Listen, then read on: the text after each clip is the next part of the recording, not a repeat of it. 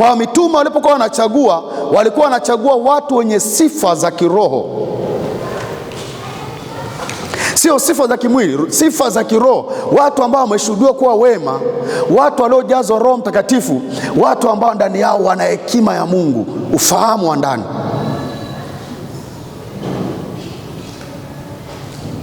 Kuongoza watu ndani ya kanisa, ambao kila mtu amekuja kanisani, mwingine ana elimu, mwingine hana elimu, mwingine ana elimu ya kati, mwingine ana elimu ya juu, na saa nyingine hata kiongozi hauna elimu kubwa kama wao. Na si kwamba wao Mungu hawezi kuwatumia, anaweza kuwatumia kuliko wewe, lakini Mungu amekupa neema umwakilishe yeye unaposimamia kazi zake. Wewe ndio wakili.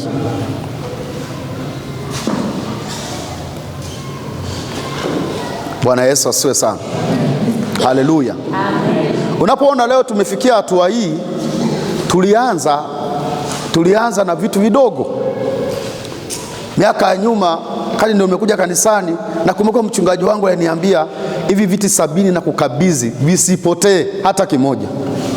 Ilikuwa ni kazi yangu mimi kuingia mkesha na kuomba na kufungia vile viti, nafunga na mnyororo vizuri. Kesho ukifika nafungua, tunapanga watu wanakaa, wakimaliza watu na vifunga na minyororo, nikavitunza zile viti 70. Ukiwa mwaminifu kilicho kidogo, Mungu anakupeleka hata kilicho kikubwa. Bwana Yesu asiwe sana.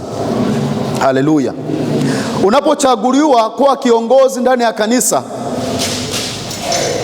wewe ni mchungaji mdogo unaolelewa ndani ya kanisa, na sasa umepewa kundi la kulilea. Ukisoma kitabu cha Matendo ya Mitume kinasema, lichungeni lile kundi ambaye Bwana wetu Yesu Kristo alilinunua kwa damu yake. Kwa hiyo kina Sofia pamoja na uongozi wake wote walikuwa wanachunga hili kundi lote la vijana ndani ya kanisa.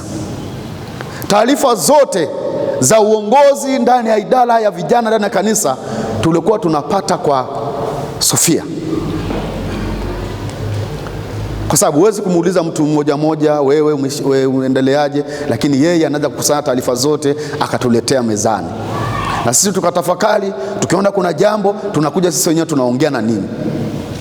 Kwa sababu askofu hawezi tena akaanza kaongoza vijana, arudi tena aongoze wa mama, arudi tena aongoze watoto, arudi tena aongoze wachungaji, arudi tena aongoze BCT, arudi tena aongoze jimbo, arudi tena aongoze ukanda. Ndio maana Mungu ametuleta pamoja katika maono haya, ambapo baba askofu ndio kiongozi wa haya maono. Ametuleta pamoja ili tuje tutumike chini ya baba askofu kwa pamoja. Bwana Yesu asiwe sana. Haleluya. Haleluya. Haleluya. Lakini pia Mungu anaweza kukuinua hata kama bado hujui kitu chochote. Mungu anaweza kukuinua hata kama haujui kitu chochote, na ukajifunza kwenye miguu yake, na ukajua na ukaendelea kujua. Bwana asifiwe. Kiongozi ni mtia moyo wa watu alionao. Yanaweza kutokea matatizo ndani ya idara, kiongozi si na wewe sasa unaanza kulia. Unasimama, wewe ni jasiri, wewe ni shujaa, wewe ni mtumishi wa Mungu, wewe ni mchungaji mdogo mwandamizi ndani ya kanisa, unasimama kuwatia moyo. Kiongozi pia ni mtuliza ghadhabu ndani ya mioyo ya watu. Watu wanaweza kaja hapa wakalipuka. Unapotokea kiongozi, unawatuliza watu, sio na wewe unalipuka katikati ya watu. Kiongozi ni kama rubani, anajua hii ndege lazima itainuka na lazima itafika salama. Kiongozi ni kama nahodha, anaongoza meli, anajua nitapita hapa, nitafika hapa kwa muda fulani, nitakuwa mahali fulani. Kiongozi ni mchungaji. Kiongozi wewe ni kama rais, unaongoza watu. Kuna watu wanakuja kwako, wengine hawana riziki, wanalia pamoja na wewe, kama Daudi alipopokea watu ambao ni maskini, wakamwendea Daudi, watu walikuwa na madeni, watu masikini.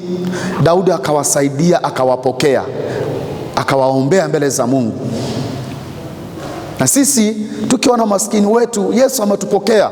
Tukiwa na dhambi zetu, Yesu ametupokea, na sasa tunatumika machoni pake. Ametufanya kuwa wasamani machoni pake. Bwana asifiwe sana. Haleluya.